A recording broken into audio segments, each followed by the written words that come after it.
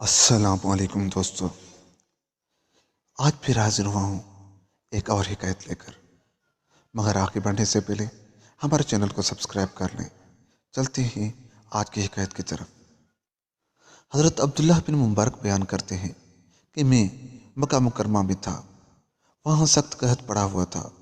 لوگ میدان عرفات میں نماز استسقاء ادا کر رہے تھے، لیکن قحط ختم ہونے کے بجائے اور زیادہ ہو گیا۔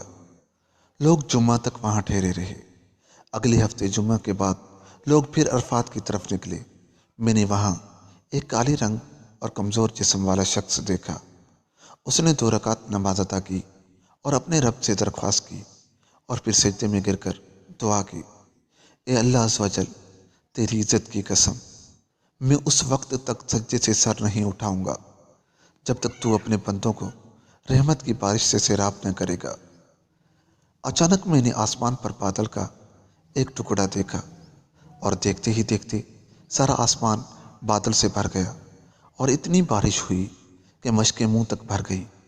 اس کے بعد اس کالے غلام نے اللہ پاک کی حمد و ثنا کی اور واپس چلا گیا، اور میں بھی اس کے پیچھے پیچھے چل پڑا، حتیٰ کہ وہ ایک ایسے مکان میں داخل ہوا جس کا مالک غلاموں اور جانوروں کی تجارت کرتا تھا۔ میں وہاں سے واپس آ گیا۔ جب صبح ہوئی تو میں درہم و دینار لے کر اس گھر کے مالک کے پاس حاضر ہوا اور اسے کہا کہ مجھے ایک غلام خریدنے کی ضرورت ہے۔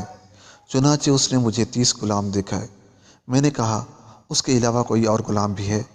اس نے کہا، ہاں، ایک منحوس غلام باقی ہے جو کسی سے بات چیت نہیں کرتا۔ میں نے کہا، اسے بھی دکھاؤ۔ اس نے وہی غلام نکالا جس کو میں نے دیکھا تھا۔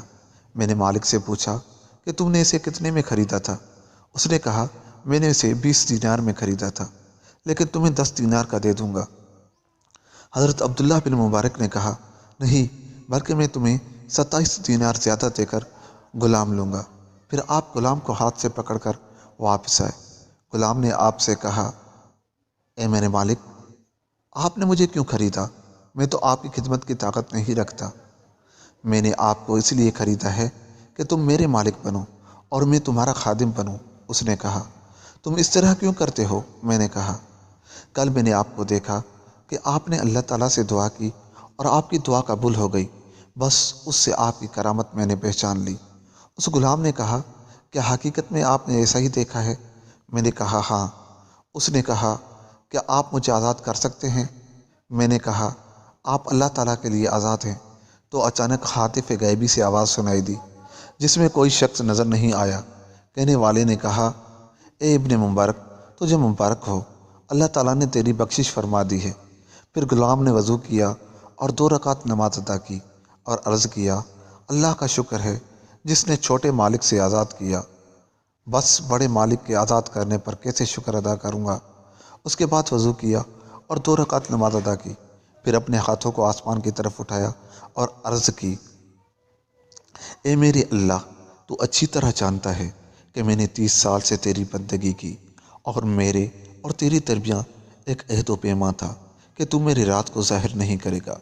اب تو نے میرے راز کو کھول دیا ہے، لہٰذا تو میری جان کو قبض کر کے اپنی طرف بلا لے۔ اس کے بعد وہ غش کھا کر گرا اور فوت ہو گیا۔ میں نے اسے ہلکا سا کفن دے کر اس کی نماز جنازہ ادا کی اور دفن کر دیا۔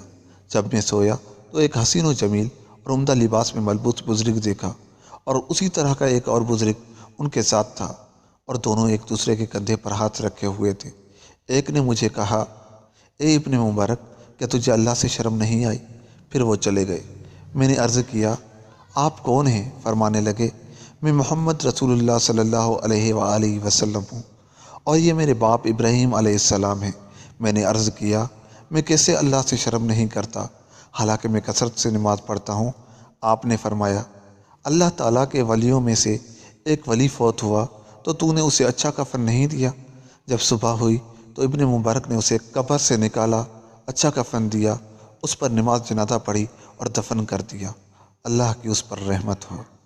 دوستو، اگر آپ کو ہماری یہ ویڈیو اچھی لگی تو جاتے جاتے ہمارے چینل کو سبسکرائب کر لیں۔ ملتے ہیں کسی اور اچھی حکایت کے ساتھ، تب تک کے لیے خدا حافظ۔